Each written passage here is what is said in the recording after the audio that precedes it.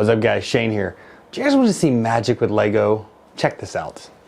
This is a Tensegrity sculpture made of Lego. And it is one of the coolest things I have ever found, ever.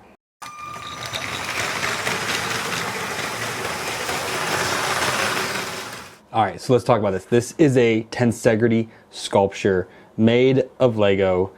And if you're unfamiliar with what Tensegrity is, let's do a little bit of research into that and I can show you a little more about this.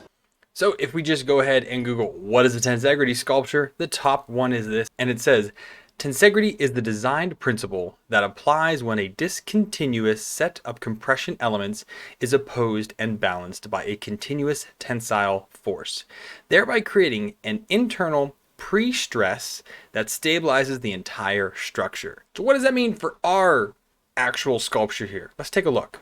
Okay, so like how is this one working here? So basically you have this trying to pull itself down because all the weight is back here pulling that way, where these two lines here are holding that up. Then you have the center one holding this from kind of flipping over. You have this one holding it here and these holding it in the back, and that is how it is holding itself upright. But you see, if it sways at all, it will kind of just like fall apart. And it's made of Lego, so we kind of have to push things back together every now and then, but it does work very well. And if I do like this here, you can actually see the pressure as things will actually want to bend, because again, it's Lego.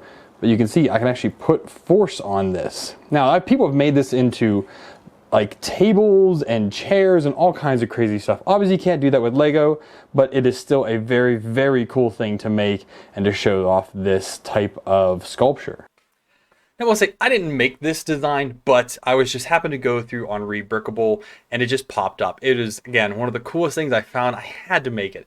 Let me show you it here. All right, so again, I was on Rebrickable and I found this mock Tensegrity sculpture and I was like, oh my goodness, how is this even possible? This is such a cool thing to make.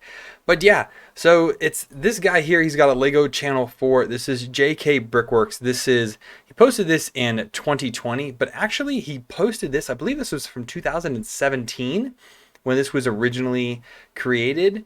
I thought I saw that somewhere, but I think it's all pretty much 2020. So it's just the past few years ago. And yeah, it's a very, very quick and easy thing to make. This entire video right here, he shows you exactly how to run through and make it. Clearly it's popular. It's almost 3 million views now, and probably 500 of those are just me for how many times I watched this before I decided to actually buy it. And then went ahead and bought the parts and built it using his build video. So that's why I'm not showing you how to make it. You can just go on here and watch his video. Give him the view because he definitely deserves it for such an absolutely cool thing. Now, what's cool on Rebrickable is, number one, this is a free design. So right here, you can just go ahead and download the PDF. I'll show you what that looks like right here. And if you don't want to watch the video, if you'd rather use his actual like paper instructions, here you have his paper instructions on how to do it. He's also got a Patreon, so I'll make sure I leave all these links down below for his site because it's just really cool that he made this. And he's got a great set of instructions here. It's a very simple build. I mean, this takes maybe 10 minutes to do once you get everything lined up and figure out how to do it. Very, very simple to do. But if we go back, here in Rebrickable, you can go ahead and check out the inventory of parts that it requires. So this is all the parts it is. You know, there are 20 parts with 56 parts in total, 20 different lots they call it. But yeah, not a whole lot of parts. Most people have a lot of these in their stock at all if you have it, and look at that, the cost is 12 bucks.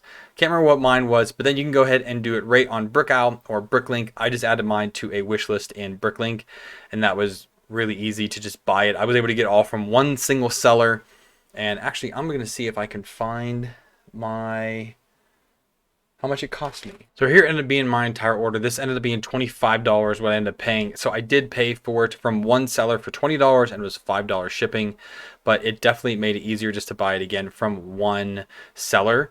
So, and again, looking here at the part list, you can see, so I have 8% of it within my parts. So I have most of my sets and things here in Rebrickable. You can add them in there, just kind of keep track of them. But again, right now it says that I have most all of it, with the ones not highlighted being the ones that I just don't have. So it's also very cool to see that if you are someone that has a catalog of what you actually own. Mine's just in a bunch of huge bins, but yeah, you can actually go ahead and do that. So yeah, it's an extremely cool project, and I'm glad this guy actually made it here.